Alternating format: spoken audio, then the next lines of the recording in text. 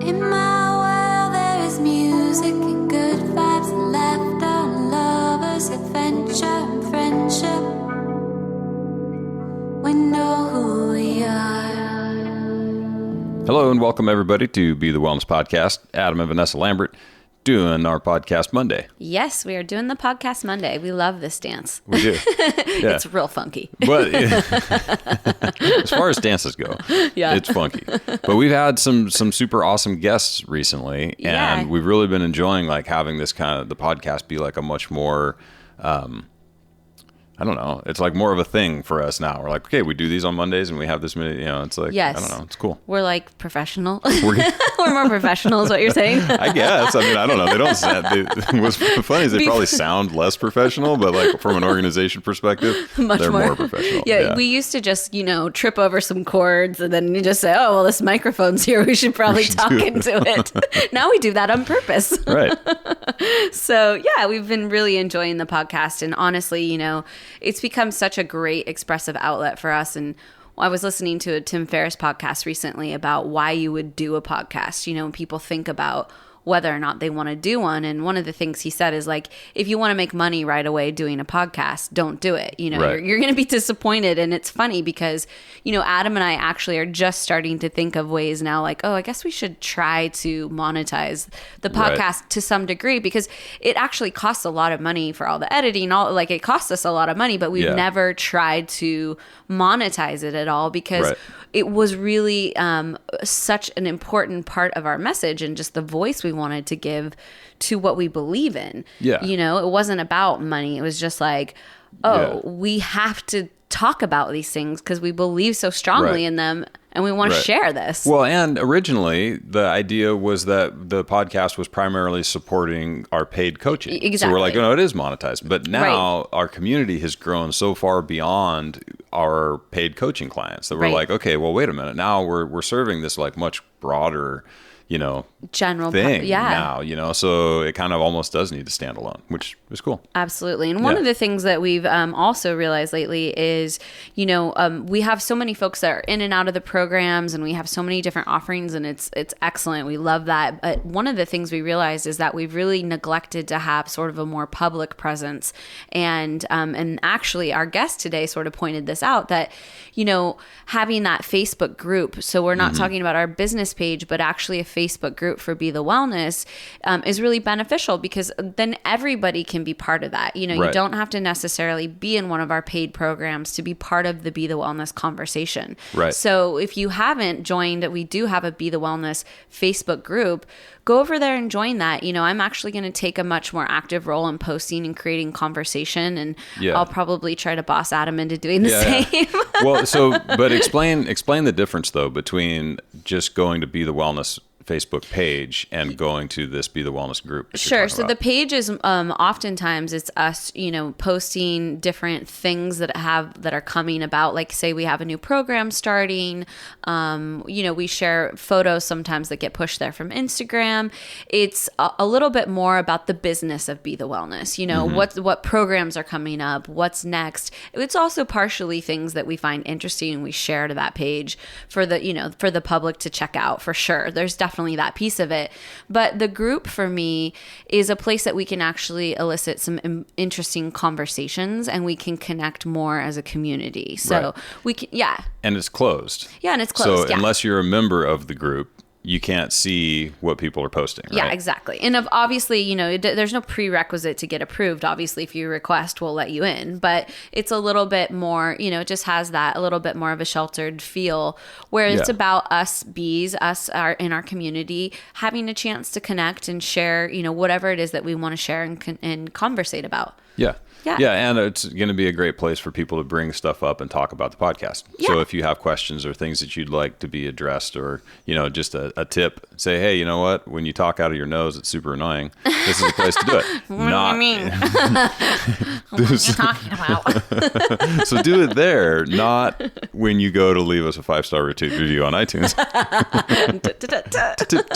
Yes, which we actually got a few new 5-star reviews this week and we were so excited, and I know know that it's so easy because usually you're listening to the podcast in your car or you're walking or, just to take those couple of seconds to stop and leave a review.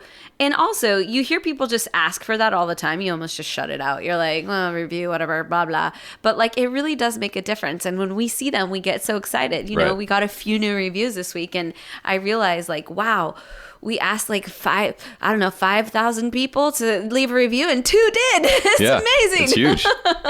So it's really exciting when we get those reviews. And I know it's hard to take time out of your day, but we really encourage you guys to do that. And thank you for those who left the reviews for us. We really, really appreciate it. And it makes a difference to us. 100%. So thank you, Brian T001, who said he's really enjoying listening to them. I know you will too. I'm not going to read these in their entirety, but I do want to give you guys a shout out for actually taking action. Tina Van D, our girl, one of our bees, who will be at Bee Fest with us. Thank you so much. This is my go-to podcast every week, says Tina. Bam. And then DKDESA.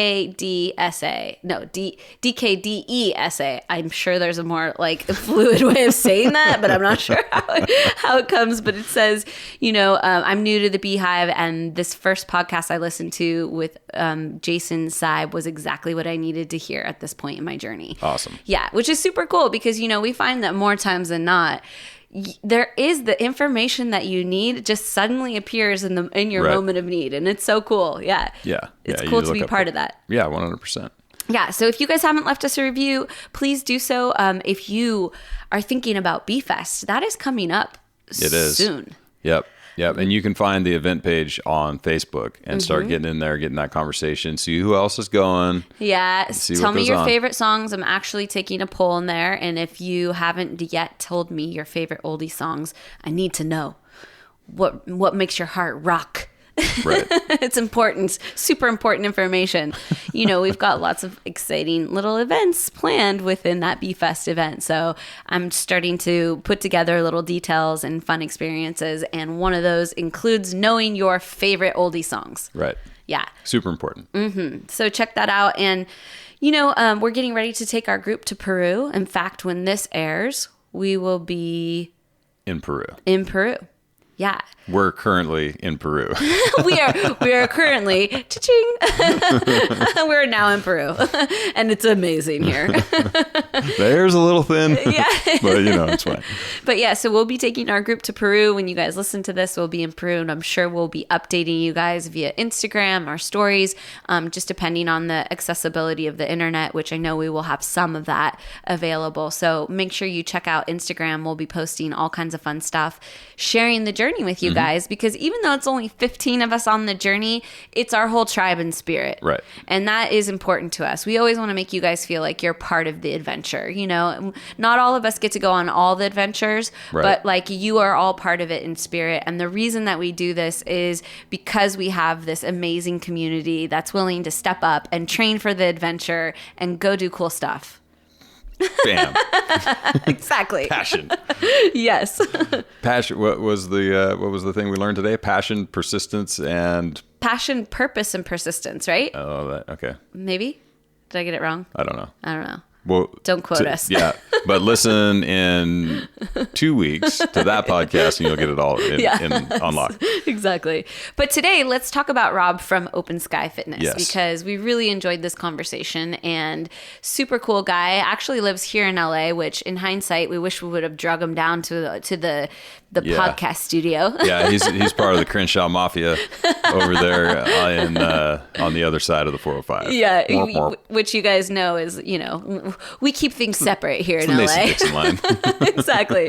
But we didn't stay separate in our hearts and our connection because we really had a lot in common. And one of those things is him and his wife, Devin. They own Open Sky Fitness. They host a podcast together, which is Open Sky Podcast. They share a lot of similar philosophies, and it's just, we were joking, we were like stunt doubles. So very cool conversation. Really enjoyed it. We're actually going to be over on his podcast as well in a couple of weeks. So it'll actually, that podcast will have already come out, and we'll be sharing that on social media. So make sure you check them out. They've got a lot of really great programs, and just so many great people out there making such a difference in people's lives. Yeah, 100%. And we say it all the time, and will probably continue to do so, that there's a lot of ways to hear this message, and so you've just got to keep noodling around until you find the thing that 100% like rings true to you. Yes. And that's why we just keep presenting more and more people that we're like, oh yeah, no, check this out. You know? And they're like, oh, they're saying the same thing you are. I'm like,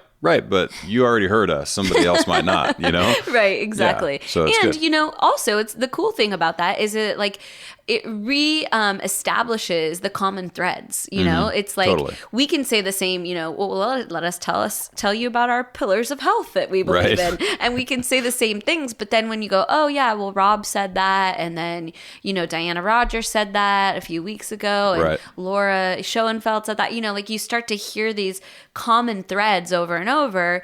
Maybe something shifts and you really just say, oh, okay, well, if all of these people are kind of landing on these pillars that are important, maybe they are actually important. Yeah. Maybe there's something there. Right. Yeah. Yeah. Something to it. So yeah, we thoroughly enjoyed this one. He's a cool cat. I hope you guys get a lot out of this. He's a funny guy. He's got a good podcast, good personality. Yes. So check it out. And without further ado, here's Rob. And we're live. Welcome to the podcast, Rob. Thank you guys so much for having me. I really appreciate it. Yeah, it's exciting to have you here and, starting to get to know you and your background a little bit, preparing for the podcast. It seems like we have a lot in common. You've got this sort of husband-wife duo thing going on. You've got a podcast. You live here in LA. I feel like we're like stunt doubles, maybe. I know, right? We're just two different versions of each other on the opposite sides of the 405. Exactly. Which means we will never see each other because no one crosses the 405 either way, right? Yeah, you guys live in the foreign land. It doesn't, whatever happens over there, it doesn't exist. Exactly. So maybe just, get the audience up to speed. Tell us a little bit about your background and kind of what led you to the place you're at now. Yeah, just to kind of set the stage a little bit here. So my wife and I host a podcast, the Open Sky Fitness Podcast. She's a holistic nutrition counselor and a gyrotonic instructor here in Los Angeles. She started in New York doing gyrotonic and then kind of developed it here. And then I started as a personal trainer in Los Angeles. We moved out here originally as performers, as actors, dancers, coming to LA. And we quickly realized making ends meet was very difficult and it wasn't necessarily the lifestyle we were looking for.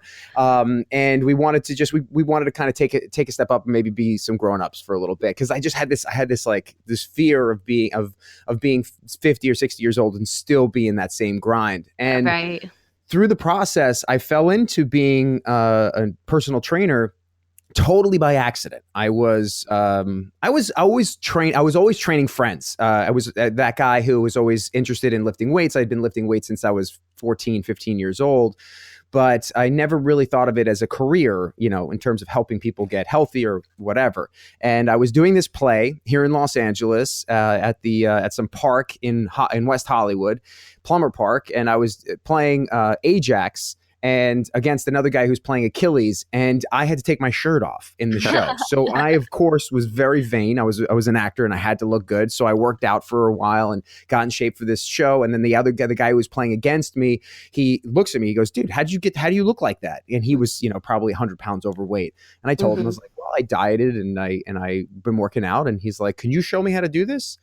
And I was like, I'm not a trainer, man. I can give you some pointers. And he's like, no, I'll hire you. I'll pay you to do this. Nice. And I was like, okay, sure. Why not? I'll try it. And we negotiated a price, which was kind of scary for the first time ever having a client. And then it just, I realized it was something that I really liked doing. I liked hanging out with people, really helping them solve their problems and get healthier. And there was a lot of personal kind of joy in it for me. And so I just kind of kept with it and obviously got my certifications and advanced certifications and just kept digging into this whole field and fell in love with it and built up my one-on-ones here. And then I wanted to expand out. And from there is when I started doing the podcast. Originally I was going to do YouTube videos, like videos for working out and such. But a friend of mine who I asked to produce my videos, he was one of the producers on How I Met Your Mother. And I asked him to do that. And he's like, hey man, look, podcasting, this is 2013. Because podcasting is blowing up right now. And this is 2013. So he was way ahead of the curve.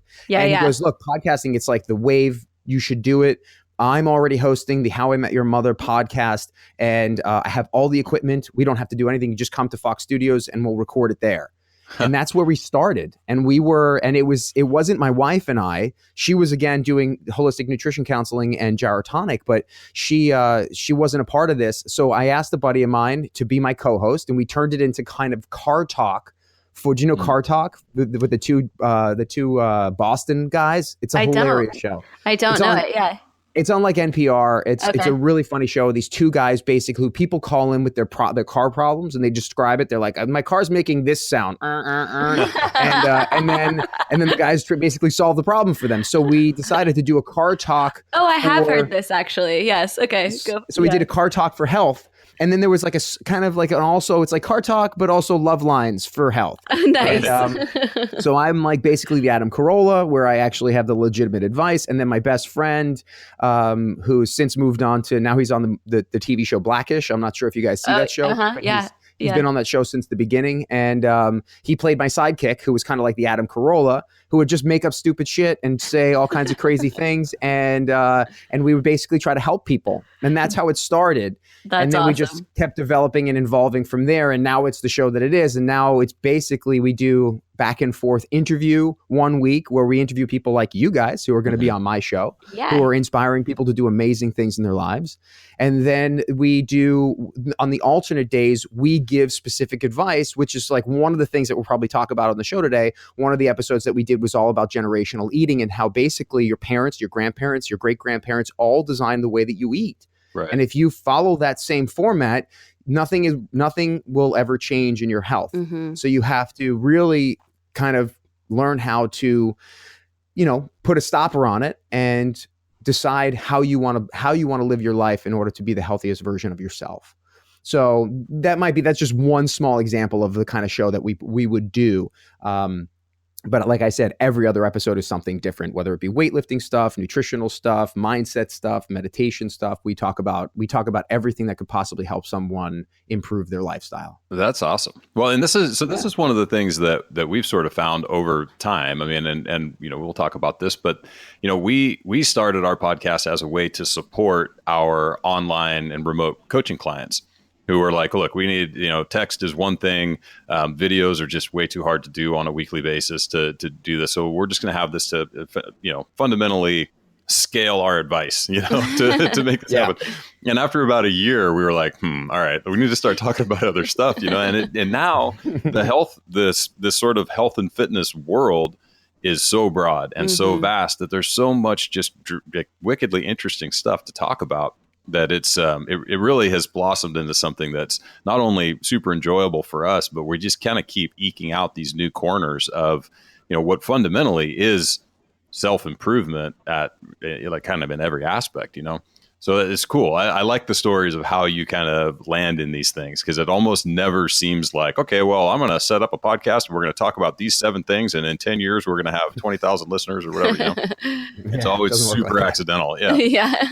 So what's your favorite part about, I'm super interested in moving on with the story, but I'm just curious from one podcaster to another, what's your favorite part about hosting the podcast? There's multiple facets of the podcast. There's the performance part, right? Mm-hmm. Vanessa used to be a gymnast. Mm-hmm. I know that there's even though it is a sport, there's a performance aspect to it. My sister was a competitive gymnast. She was in nationals. She competed. I mean, there's a lot of presentation to it all. So there is, and I know you sing. Mm-hmm. So you are a performer at heart. Yeah. And so that is a big part of this. I love to perform. I love to have a voice. And this gives me that outlet. I don't get on stage anymore. I don't get behind the camera anymore. And I found that I actually have a voice here, something that I'm really interested in, and I get to feel like I'm entertaining people for however long, or whether I'm funny or not. It gives me that kind of that bug. I get to feed the bug. Yeah, totally. That kind of performance bug. So that's one aspect. It's so interesting because you think like that. The podcast, obviously, it's kind of black and white in the sense that it's this setup and it's this pretty similar every week, and it's a lot of scheduling and it's a lot of like content creation and it's all of those things, but there is a huge creative piece about it that you do kind of forget, that people, that maybe people on the surface level wouldn't realize is there, but like there is a very creative essence. And I think that probably speaks to the side of you that's a performer, where you kind of get to like, dance with the topic and think about, how you're going to create a moment, how you're going to create an experience for someone. And, like, I think it's a very special talent. And I think it actually helps when someone has that creative background in order to help kind of set the stage for the emotion and the vibe of the podcast. So I could totally see how that would be, for a performer, that would just fit so perfectly. And obviously I get that totally for myself as well, but I get where that's coming from. Yeah, and I think we're storytellers in at heart. And when you when you have a passion for something like health and wellness and improving people's lives and really just helping people, and then you can tie that into your passion for performance or your passion for telling stories, it goes really well together. And that's what makes the difference between just delivering dry content. And I've been interviewed on podcasts where, and I've interviewed people on my show that have said like, oh, look, I love being able to talk to you and actually be interviewed by somebody who not only understands the material in which they are presenting, whether or not it's like paleo, because I know that you guys are deep into paleo, and I've had Dr. Lauren Cordain on my show. And it's like, people they just want to have interviews. They just want to do that. And they don't want to do it with and actually have a conversation, right? And actually have and provide some kind of entertainment where the fly on the wall is actually having a good time. So this is a really important piece of it. And everybody's like, I want to have a podcast. Yeah. I want to have a podcast. Right. And go ahead, start a podcast, but nobody's going to listen unless they are actually entertained the entire time. Sure. Right. They're not going to come on and just have you read, like, otherwise you could just read blog posts, which some people do. Right. They just read a blog post and they go through some junk, and then people are just like bored by the end, and nobody ends up listening. Yeah, totally. So I get that. But anyway, go for it. So I was going to say, there's the other aspect of why, in terms of podcaster to podcaster, yes, there's a performance aspect of it, but I love the community that you get to create. I know you guys are big on community. Yes. And the people that listen to your show, it's like they get invited into your living room every day. Totally. They get to know you guys. They get to hear you. They get to, like, you guys even, you might bicker a little bit on the show. You might laugh with each other on the show. Right. They get to see kind of the inner workings. And if you're doing it once a week for an hour, it's kind of hard to not be transparent. Absolutely. And I like that about you guys, because you're not just, hey, do it like this because we said so. You're like, do it like this. Actually, you're not even like, do it like this. You're like, try it like this. Right. Try this and see if this works for you. And if it does work for you, fantastic. And we tried it, didn't work for us, or we tried this and, we got in a fight because of it. You can talk about that stuff. And, I think that's what makes you guys so likable and easy to listen to. As a couple, and also as a show, as a podcast. Well, thank you. Thank you. That's awesome. I'm so glad that our arguing translates well in the air. You have to. Yeah. We do the same thing. We fight. We argue with you. I'm like, I'll say to Devin, I'll be like, I couldn't disagree with you more right now. I have to totally disagree with you. Yeah. No, you guys have a very similar dynamic, and I was listening to a couple of podcasts preparing, and I noticed that. That's why I was like, I feel like these are like our, we could be stunt doubles in these people's life. It's very cool.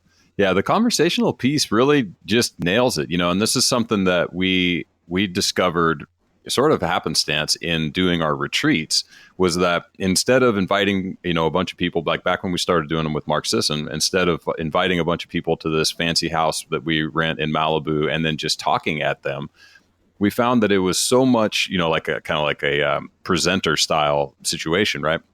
We found that it was just dramatically more beneficial to take people out and go for walks and sit around and have conversations. And the level of personalized information download and just engagement that we got with the participants in those retreats was so much higher when we were fundamentally having a conversation with them instead of, just delivering and regurgitating information and content, which, like you said, they could just read in a book or on a blog.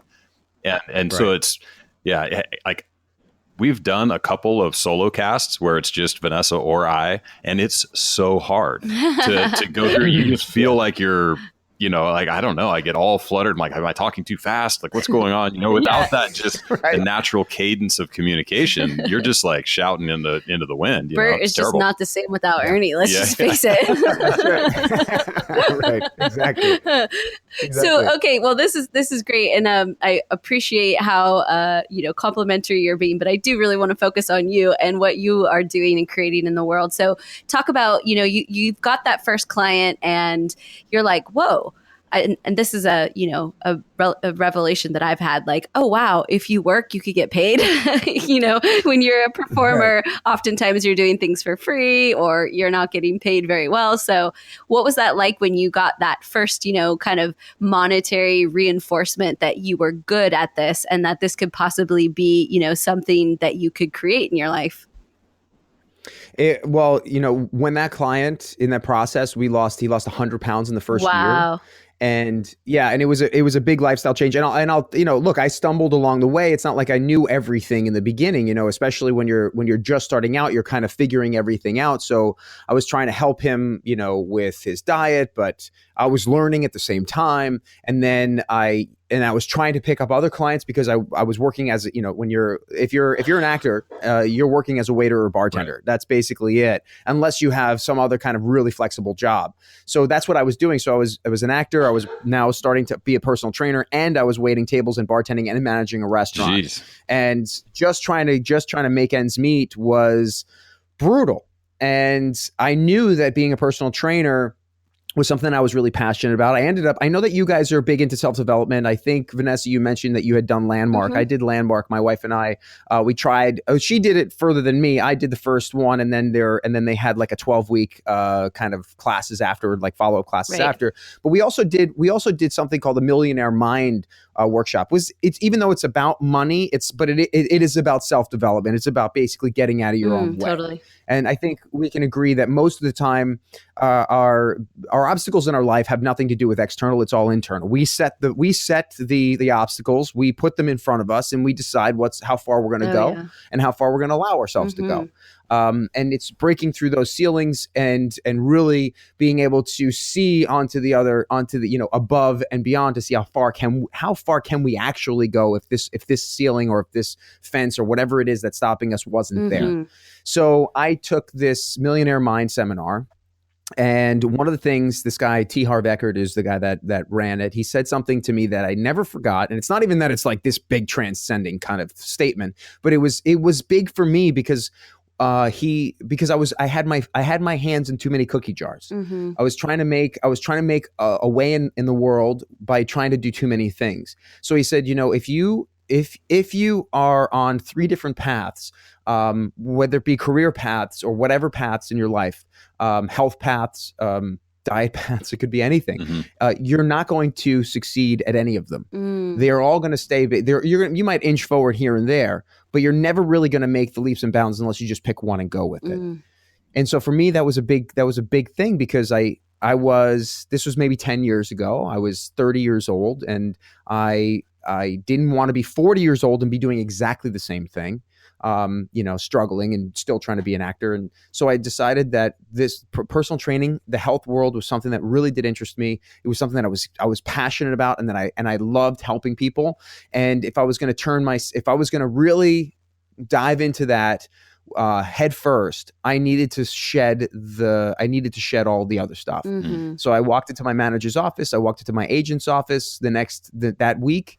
And I just said, I appreciate everything you've done for me. I'm going to hang my hat for a little while, and I'm going to walk away from this.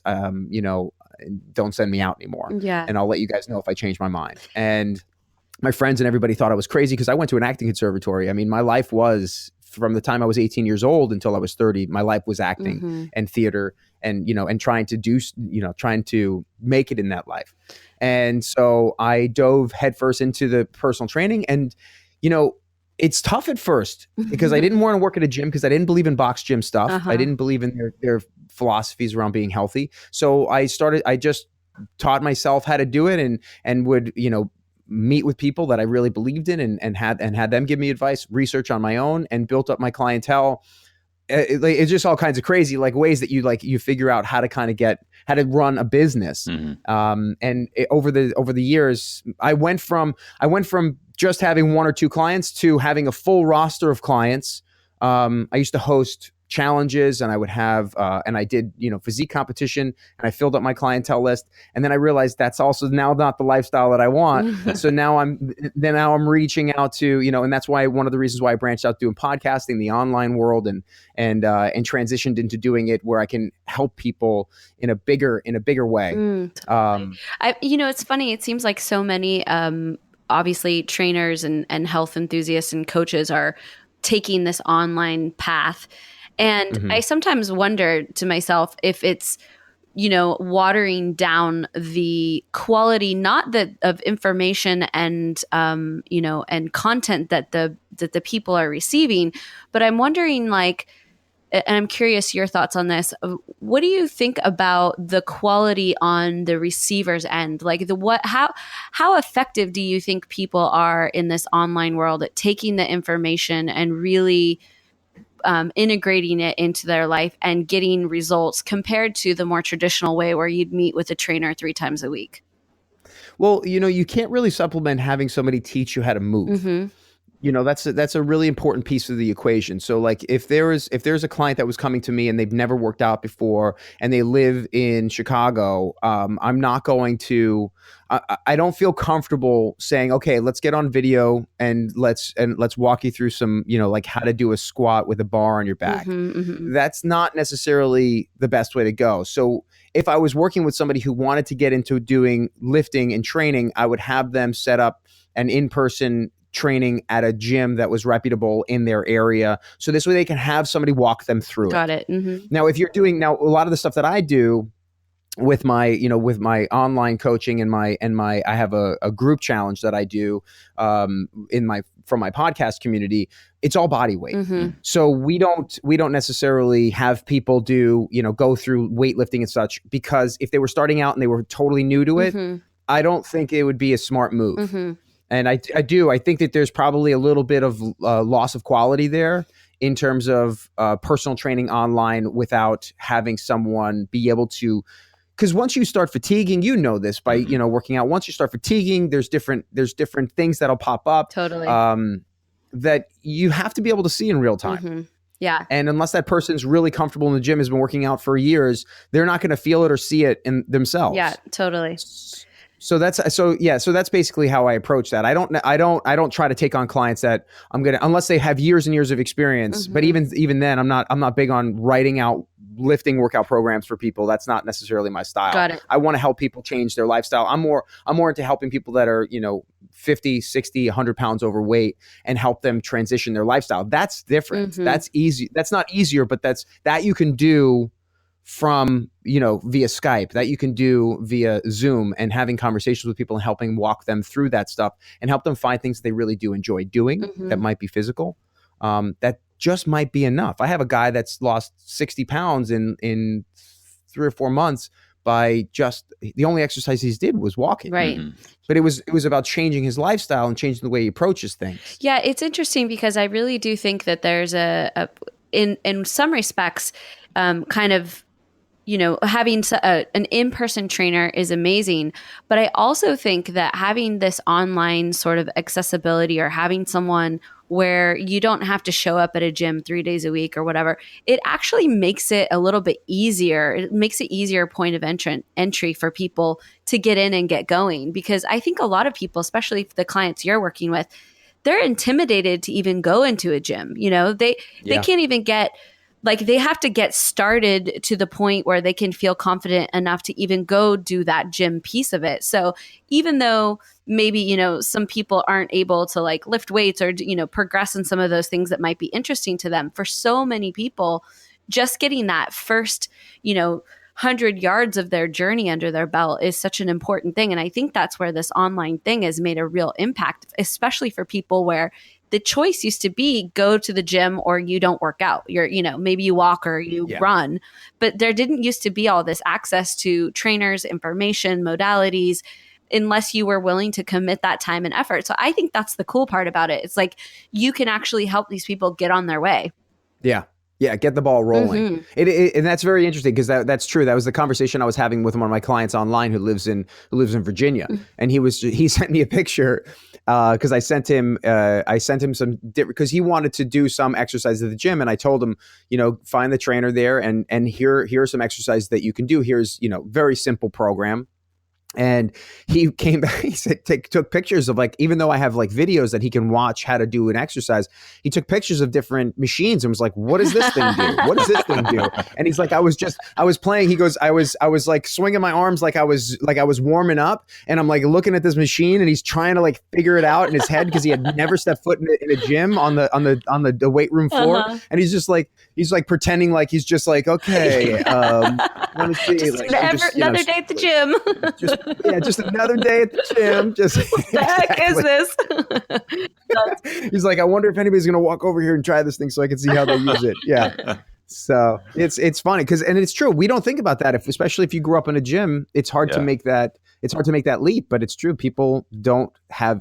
I have my sister who was a competitive gymnast, just like you, Vanessa, and she called me the other day. She's a year older than me. She's 41.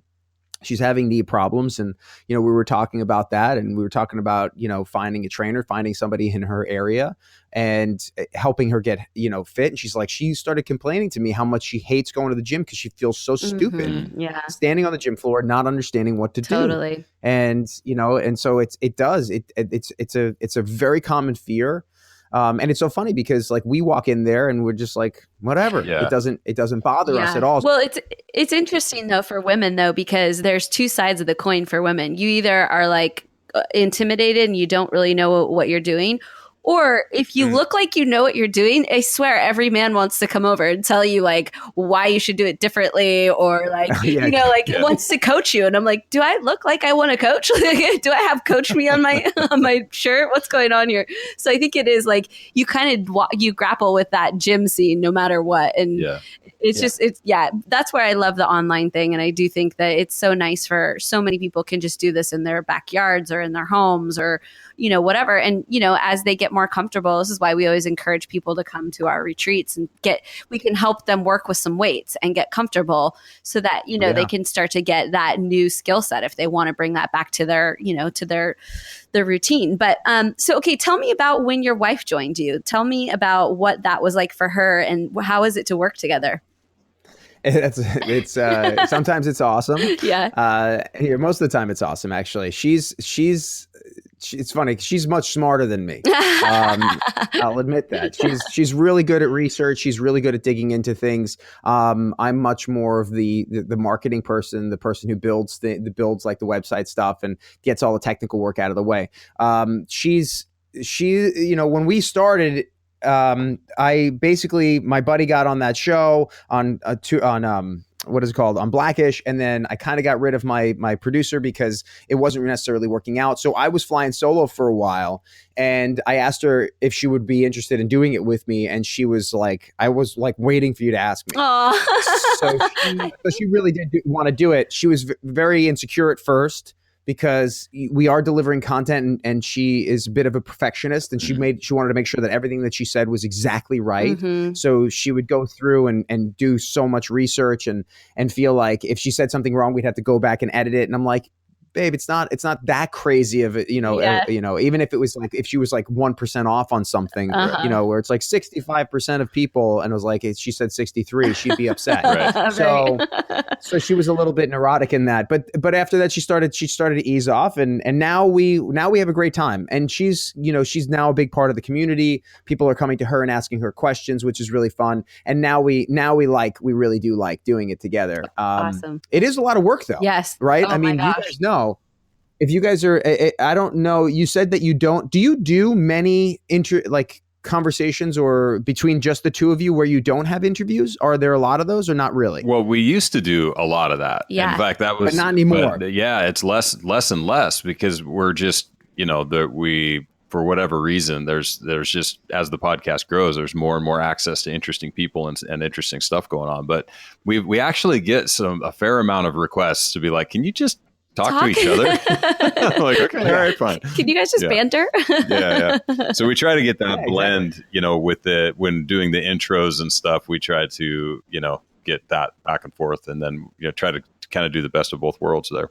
Yeah, we do the same thing. Whenever we have an interview, we always do a 5 or 10 minute, and we take questions from our Facebook community, and we will say, Judy, and in our group, she asked a question about something, and we'll cover that question for the first 5 minutes or 10 minutes before, and then say, okay, let's jump into this interview with Adam and Vanessa. Right. So it feels like, so at least we're at least checking in with our community if they feel like they're a part of something. Mm-hmm. So that's really important for us. I want for every one of our episodes, we try to really involve the people that are listening on a regular basis. Yeah, totally. And that's something that's really important to us. And then we have do you guys have a Be the Wellness Facebook group?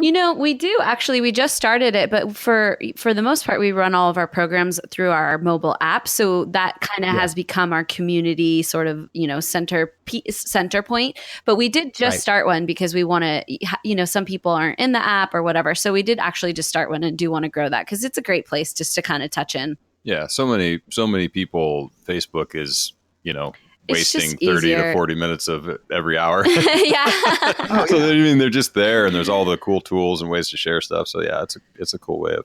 So yeah, I mean, you got to look at Facebook like it's like the main street. Mm-hmm. It's like it's where everybody's hanging out. Everybody's walking down Main Street. So if you don't have a place for them to hang out on Main Street, then they're never gonna find you. It's true. No, totally. So just give them something to do. Yeah. No, absolutely. You're totally right. I love Facebook groups. So tell me about.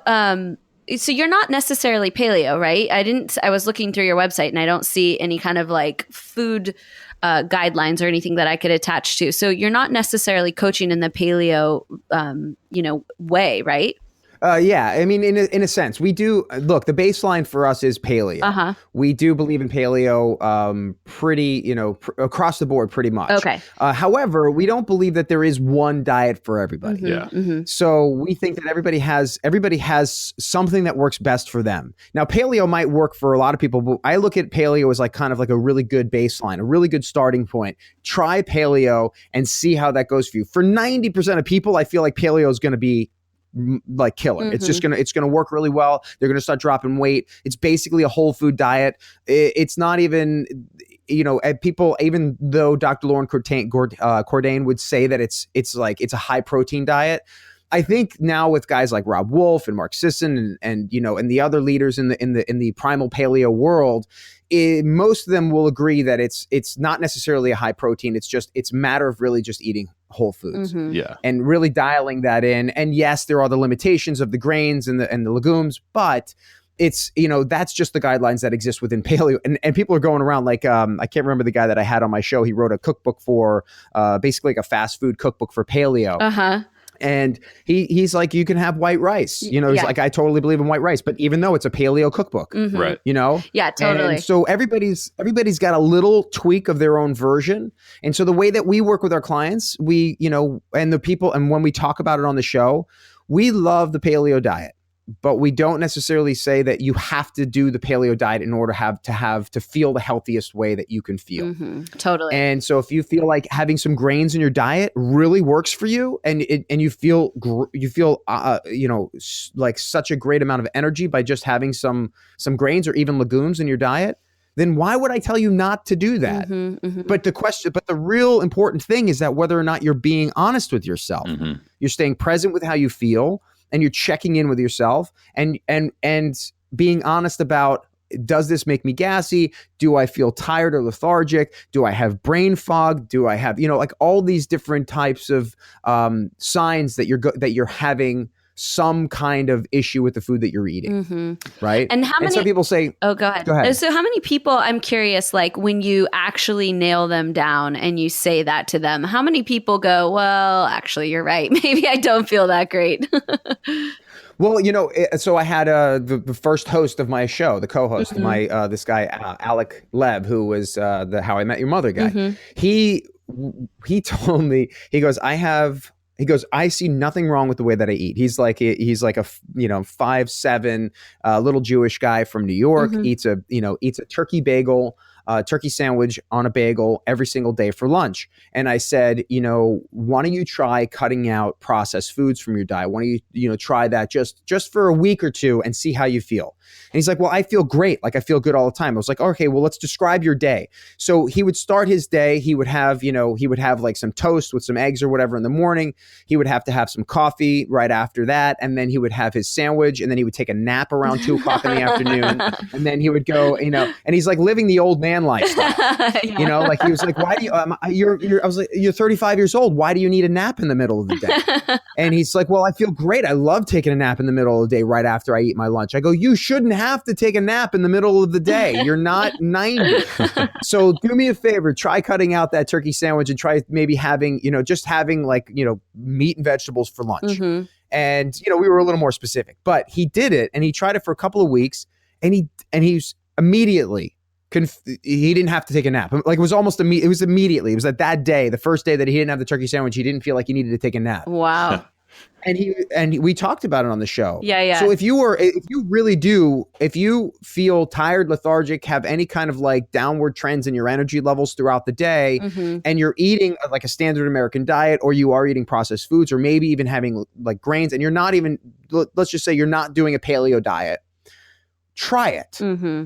And if you basically get rid of all of those symptoms of fatigue, even, whatever it is, you could be, some people have, and not to get disgusting, but like some people have like diarrhea or gas every day. Oh yeah. Every day. Totally. And they think it's normal because that's the way they were since they were 15 years, 16 years old. Right. They don't think that, and it's like, my whole family has this. It's just genetic. There's nothing I can do about it. But they've never changed the way that they're eating, so now, if they try something like this and then they notice that, wow, they have an immediate change, then it's like you can't unsee what you've seen. Yeah, Right. totally. Yeah, that is the nice thing about paleo that, and Rob, he said it forever. Rob Wolf has said it forever. He's like, hey, just give me, here's my greasy used car salesman pitch. Give me 30 to 60 days, no grains, no legumes, no dairy, and then let's just see how you feel. And you're like, yeah, everybody's going to feel dramatically better. I mean, it's even if at the end of the day, you probably could reintroduce some of those things and feel fine, that initial clean out is going to be pretty awesome, and so it's a pretty easy way to hook people in, and exactly like you said, you can't unsee what's happened. You're like, no, I literally in the back of my mind know that if I cut this out of my diet, I'm going to feel better. It's so true. Yeah, it's basically what they did in Whole30. I mean, the Whole30 is basically the paleo diet. Mm-hmm. Yeah. They don't say it's the paleo diet, Right. but it's just the paleo diet. Yeah, totally. They just named it, clever. and it's like, and everybody's like, "Holy cow, have you tried the Whole30?" And it's Yeah. like, you mean the paleo diet?" Right. That's all it is, But they just really good marketing. So this is a great place to kind of circle back to that generational nutrition piece. So maybe you just did a podcast recently talking about how our eating habits are literally, passed down through generations. And, oftentimes people don't take the time to consider how that diet is affecting them, if it is actually the diet that they should continue with or what changes they should make. So maybe you can kind of dive into that piece, because I think that's so interesting for people to consider that piece of how they got to the diet they're actually eating. Yeah, I mean, people. This is a great subject, and I don't think enough people are talking about this. They think that the way that they're eating is been the way that they're eating. It's what I was bringing up earlier, for a lifetime. This is how my parents ate, grandparents ate. This is how everybody in my family eats. For me, I grew up eating pasta on Sundays, spaghetti and meatballs every Sunday. That was it. It was, and during the week, we would of course have pasta as a side dish or something. Mm-hmm. And every single meal had some kind of bread, whether it be Italian bread or some kind of my dad used to eat like Wonder Bread slices with butter. That was every single meal. That's how I grew up. And when I went to college, that's the way I ate. When I moved out and moved to New York City, that's the way I ate. And I didn't even eat. I don't even think I had some concept of fresh vegetables until I started dating my wife. Mm-hmm. And we started dating when I was 23 and she was 19, and she grew up in kind of a very rural area of Pennsylvania, Kennett Square, which is the mushroom capital of the world. So there's lots of farms around there. And she grew up eating tons and tons of fresh vegetables right out of the garden from her house. And she's like, you got to eat these vegetables. And I was like, vegetables are disgusting. Because my mom would only cook frozen vegetables, microwave them, and and that was basically how, or canned spinach was the only spinach experience that I ever had as a kid. Wow. We never had fresh spinach or frozen. And that's actually quite better than canned, but canned was like 90% of the time. Wow. And so growing up like this, I had, oh my God, I can't even tell you guys. Like I had the worst like digestive problems. Not just, I mean, milk was constant in the diet. Cheese was constant in the diet. Like regatta cheese was something that we would have on the table every time we were having pasta. And I would have the worst digestive problems. I'd be in the bathroom. I'd be gassy. My whole family's gassy, and they don't think there's a problem there. Right. And I didn't think there was a problem there. I had a nickname. If my best friend from high school is listening to this, he knows exactly. They called me Jersey because, and this is an insult to people from New Jersey, but because I stunk worse than the drive through Staten Island into Jersey. that smell of like this of the sewage or whatever it was, because I would be so gassy throughout high school and it was just because of what I was eating. Of course. And I had no idea. Yeah. And I didn't tie it into any of that stuff. Yeah, totally. And I started gaining weight through my 20s. I had a hard time managing my weight. And I thought I can level it all out with working out, and doing fitness, which is what like 95% of men think. Like if I want to lose weight, I just hit the gym. Right. That's how I solve the problem. And so I think that for most people, whether it be if you're Hispanic, it's beans and rice, that's tortillas, that's part of the culture. Italians have a lot of pasta in theirs. It depends on what your family really does on a regular basis, and you will carry that for the rest of your life. Oh yeah. Unless you decide that there's a problem, unless you are willing to, pay attention to how you feel and realize that there's a problem, and then start taking the steps to learning, listening to shows like yours, shows like mine, and really trying to dissect what is it that is going to start to make me feel healthy, and how do I make that change? And when we talk about food, we always usually think about it in terms of how much we weigh, how do we look, but we tend to forget that it also affects us emotionally.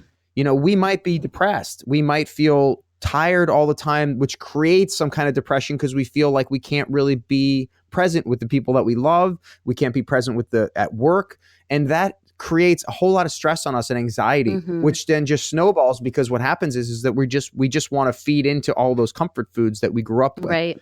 And so it's this cycle that we fall into. Yeah, definitely. It's interesting. It's hard to break that pattern. No, it's so true. And, we interviewed Hilda Labrada Gore from Nourishing Traditions. So she hosts the Weston A. Price Foundation podcast. And one of the big things, her point of view, is getting back to your ancestral traditions. But I think what I want to distinguish here is that it's very different to get back to the traditions that your ancestors had 200 years ago compared to the last 50 to 100. That our diet and what has become, say, an Italian diet or Mexican diet or what have you, is so different than what it was when it was literally you ate from what was available farm to table in your area. And even Italians, they ate a ton of seafood, a ton of olive oil, a ton of vegetables. It wasn't this pasta and regatta and Wonder Bread, on the table. That is not like traditional Mediterranean food, right?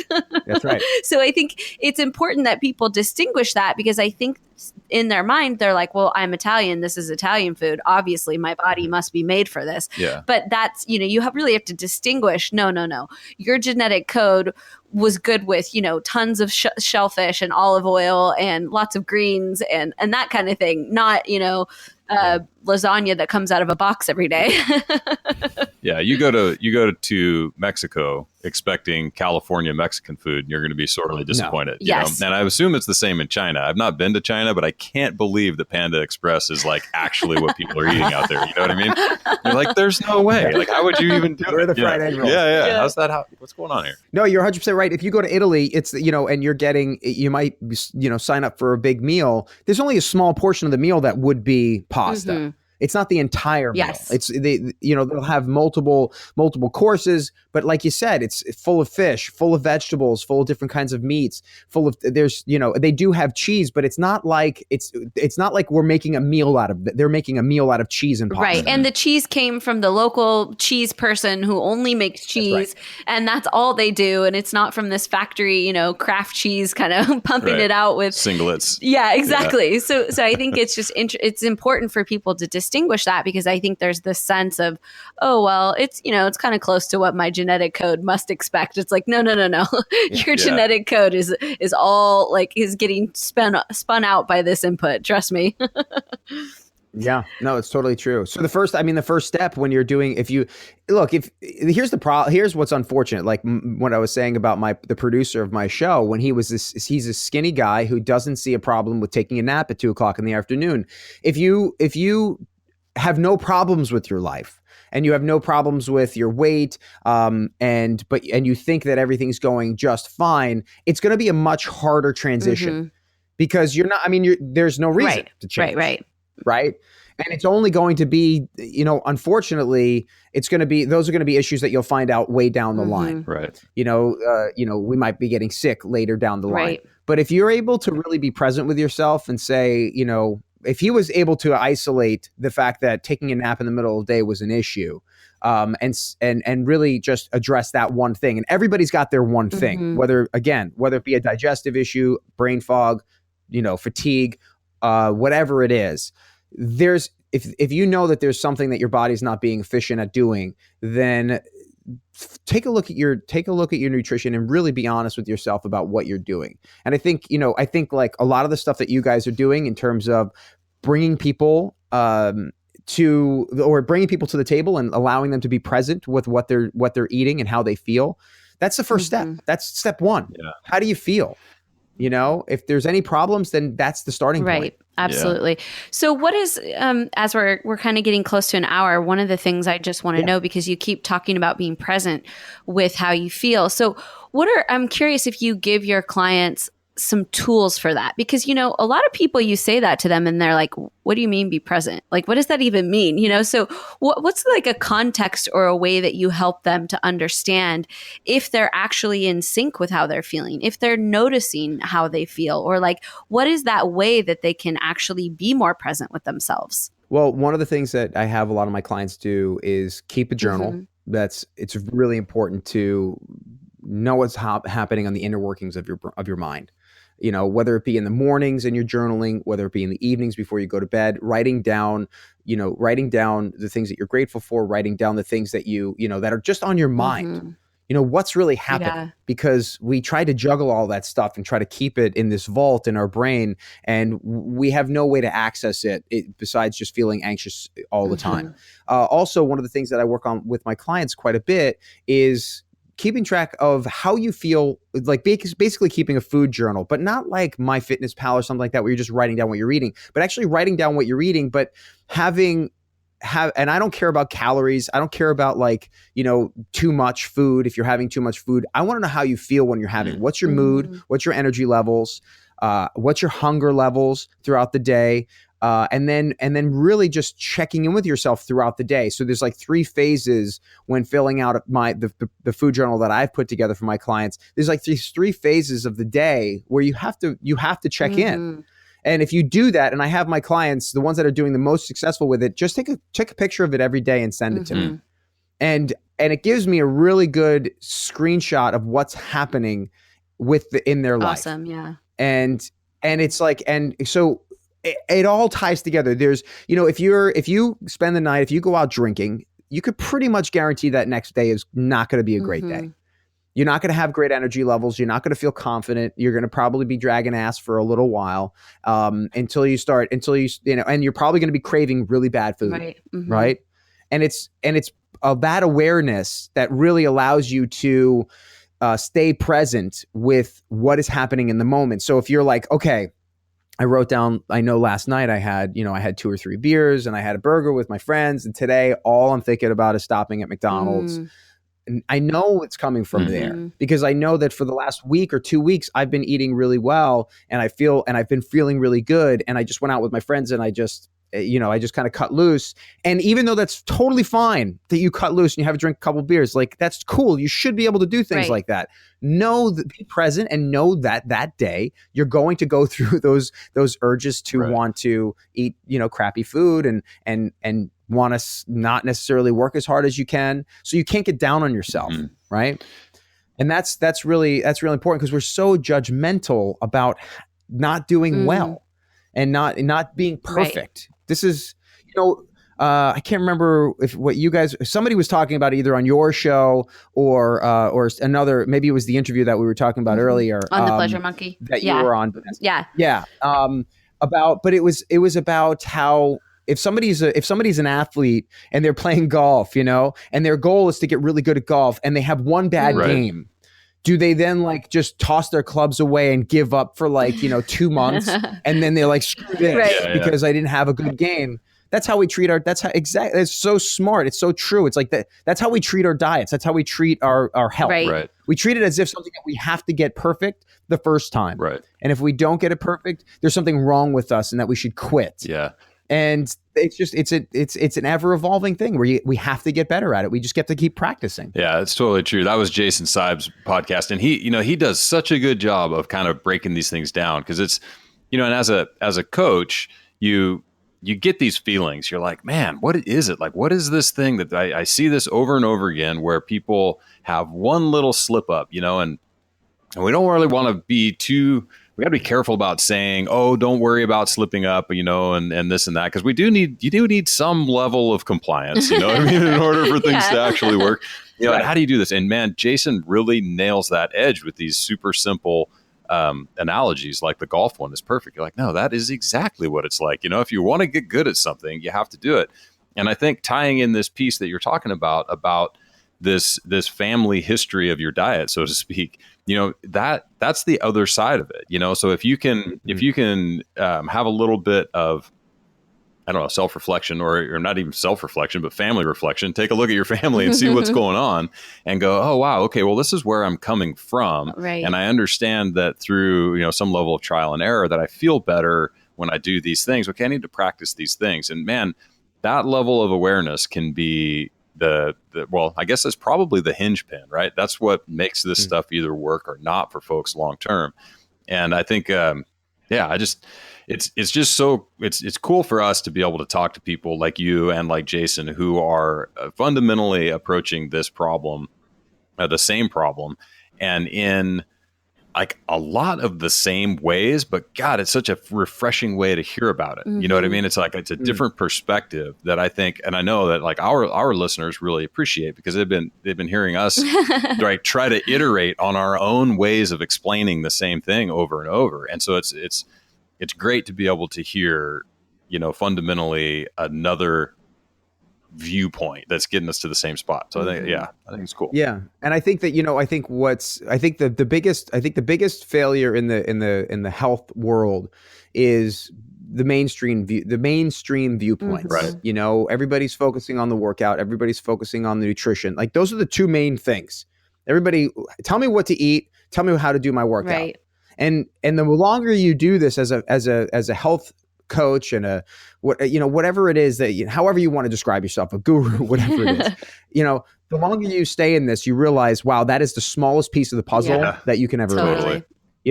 And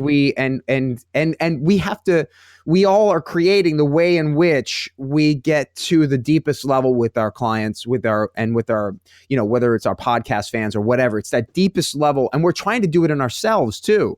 Nobody's got this figured out. We weren't born this way. Right. We're just really curious as to how to do this the best way, without feeling like we're giving up on like all the joys in life, which is, I think is what most people feel like. They feel like if I want to be healthy, I can't be me. Right. Yeah. And that's just not reality. What is reality is that you haven't even discovered the happiest version of yourself, because right now, let's admit it, you're miserable. Mm-hmm. You know, you're so unhappy with yourself and where you are right now. And there's all kinds of stuff. And that was one of the great things about Jason's conversation. I was listening to it yesterday about how we have this such a weird, warped view, and he mostly, I think, works with women. Warped view of how we see ourselves, and I think Jason needs to open it up, because guys feel the same way. 100%. I totally agree. You know, yes, maybe more women are willing to talk about it, but honestly, guys feel the same way. It might not be that they don't feel as skinny as they want to be or something like that. But when you're a skinny guy and you're standing next to a guy that's athletic, there's some insecurity that's there, Totally. you know, and it's a really difficult thing to navigate. And what I want your audience to know, and what I try to instill in my audience, is that you're not alone in this. Nobody's got this shit figured out. Right. We all are working on it, whether or not we're at the level that you guys are at, that I'm at, my wife is at, my clients are at, whatever it is. Everybody's working on the same thing. And that's basically just finding out how to live a happier, healthier lifestyle at the same exact time without judgment. Yeah. Amen. Yeah. And that's, it's interesting, because I think there is a tendency, sort of I think you were sort of alluding to this, that there's, it's easier for you guys. You're a health coach because it's easy for you, or you've got this thing figured out. And man, there are so many mainstream and sort of commercial sales systems that will tell you that, no, I have the thing. We have figured it out. And it's like it's the biggest red flag for any of this stuff, because fundamentally, the only people who may have their own personal thing figured out are like Olympic athletes. You know what I mean? And they didn't figure it out for themselves. They've got a coach who couldn't figure it out for themselves and worked long and hard to figure out all the right ways to make somebody perfect, in that one specific specialized thing. And it's just, the field is so open, and people, it's exactly what you're saying. People just really need to feel that they're not alone in this, and that it's fundamentally not easy for anyone. What might be easy for me is dramatically difficult for somebody else. And when I look at, my goat, my one thing that I just can't work on is blah. And, we'll have one of my clients be like, really? I do that every day. And you're like, well, there you go. Everybody's got their thing, right? Exactly. Yeah. And you're totally true. Like, like flossing your teeth. Like, some people it's super easy. Some people it's like, I could never remember to do that for the rest of my life. Like, I will never do that. Bane of my existence. You're totally right. No, it is a much more of an emotional roller coaster than I think most people are willing to admit. And I think that once we start really being open about that, that's why I love podcasts, because we have an opportunity to kind of open up the dialogue in a way that hasn't been opened up before. 10 years ago, we were listening to Tony Horton. Right. Yeah. And that was it. So that was true. the only person that basically was telling us how to be healthy, and everybody was buying it. Totally. I've had Tony on my show, which is great. And he's a very healthy guy, but it was like, that's a very specific way into being healthy. That's not necessarily dealing with, like I said, 90% of the stuff that's really important about being healthy. Yeah, absolutely. And it doesn't teach you, like, I have one of the guys that was working out with me this morning, good friend of mine, went through P90X like a million times, but every time he's done with it, he just goes back to the way that his life was before. Right. Because it's not really teaching you the fundamentals of how to be a healthy person and actually be happy with yourself through that. When you're doing P90X, when you're doing one of these challenges, unless it's built into the challenge to really start paying attention to yourself and being present with yourself, which is basically probably the message of this show, is being present with yourself. Unless you're doing a challenge like that, you're always looking for the finish line. So this way you just go back to the same shit Totally. from when you started. It's so true. And that's that's never good. That's a recipe. That's a yo-yo. That's the same thing that everybody keeps, running into. It's that yo-yo diet. It's the bounce back effect. Right. You're never gonna get anywhere. Yeah, it's the difference. It's the difference between doing something new and being somebody new, right? I mean, that's just that's a good way of looking at it. Yeah, I like that. You're like, oh, what are you doing? And I get that a lot. Guys are like, oh, what are you doing right now? I'm like, wow, the same thing I've been doing for the last 15 years. I'm like, geez, I guess it's more like 20 now. Like trying to figure out what the hell's going on with my body and just like, and find that sweet spot, Yeah. And you're trying new things. You're testing things out. That's what we do. We try new things. We're like, okay, this isn't working. Let me test this out. And we're like little scientists trying to figure out how to make this machine work the best. Yeah, absolutely. That's our job. That's our only job. So, Rob, why don't you tell the listeners about where they can find you, which one of them is your podcast. And then obviously you have an online presence and coaching and all that good stuff. So tell us where they can get at you. Yeah. So you can find everything at openskyfitness.com. That's the website. We have on iTunes, the podcast is Open Sky Fitness Podcast. We'd love for you to, listen in. But if you really want to be a part of the community that we're building and are interested in checking that out based on all the shows that we're doing, we have a fantastic group on Facebook, the Open Sky Fitness Podcast group. Not to be confused with our business page, the Open Sky Fitness. This is one of those closed groups where you have to request to join and be a part of the community. We don't turn people down. We like to have everybody in there. But there's no advertisements in our group. We don't post anything. It's strictly conversations about how people are really making a change in their life and helping each other stay accountable and cheering each other on, which is, that community aspect of it is so important. If you don't have that support system in that community, it's going to be a much longer road for you. Mm-hmm. So Open Sky Fitness Podcast group on Facebook, and then all social medias, everything is Open Sky Fitness. Awesome. Yeah. So if they're interested in that, and then we are doing, I'm not sure when you plan on airing this, but in April, we're doing another challenge. We have an 8-week challenge that, as I mentioned before, was all body weight, and it operates within a very small community of people that are all going through the challenge at the same time. Mm-hmm. And we're currently in the latest one, which we're 6 weeks in, and we have some people losing over 20 pounds already. Awesome. Making some real significant changes, and they can find that by going openskyfitness.com/challenge. Awesome. Well, we hope people go check you out and check out the podcast, because I got the chance to listen to a couple episodes, but there's a lot of really interesting subject matter there for sure. So hopefully you folks out there give a listen, and and maybe you'll even listen to our episode, which will be over there in I'm not sure, in a few weeks, maybe. At some point, yeah. At some point. At some point, yeah. All right, Rob, about thanks. this podcast stuff. Yeah. So I have to tell you, it's kind of funny. This is just the way that my brain works when I read. Like, so categorically, I test really high for reading comprehension, which is kind of funny. Okay. Like, I always nail it. I can read a study once and absorb it and understand what's going on. Like, this is just something that my brain does. However, sometimes it has a really hard time getting around things. So I was looking at your email and I'm like, Rob Opinski. Opinski? I'm like, is this Rob Opinski Fitness? Like, what is it's okay. I was like, wait a second. No. That's definitely Open Sky. You know what's really funny? So my first t-shirt that I ever made that said Open Sky Fitness on it, the words were all blocked together. There was no difference in font. There was no difference in the thickness of the font. Uh-huh. And immediately people said, "What's Opensky Fitness?" No joke. And I literally, the first time somebody said that to me, I'm like, no. And so now if you go on my website, you'll notice that there's a separation where it's open is one size and then sky is bigger and bold. And then fitness is after that. I have to do that because otherwise it drives me nuts. I have the best Polish fitness company in the world. Yeah, that's pretty awesome. I mean, it took me about maybe 15 seconds to figure it out, but I was like, what the? Oh, that's funny. All right. This was on my email? You saw the email because it was lumped together? Yep. Yeah, exactly. Yeah, pretty funny. Got it. All right. Well, yeah, Opensky Fitness. Opensky Fitness. You heard it first. Awesome. Exactly. Thanks, Rob. We'll see you soon. Awesome, guys. Thank you so much for having me on the show. I really appreciate it. Yeah, anytime. Thanks. Hey, folks, we hope you enjoyed this podcast. If you did, please consider going to iTunes and leaving us a 5-star review and, write in a nice message there. Tell us what you think. Tell us what's going on for you out there. We'd love to hear from you guys.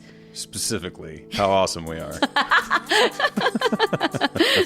But we do love connecting, and it's nice to know there's folks out there listening, enjoying, and this is a great way to just stay in communication. So if you enjoy the podcast, you listen regularly, you're getting some benefit out of this, we would so love to see that 5-star review.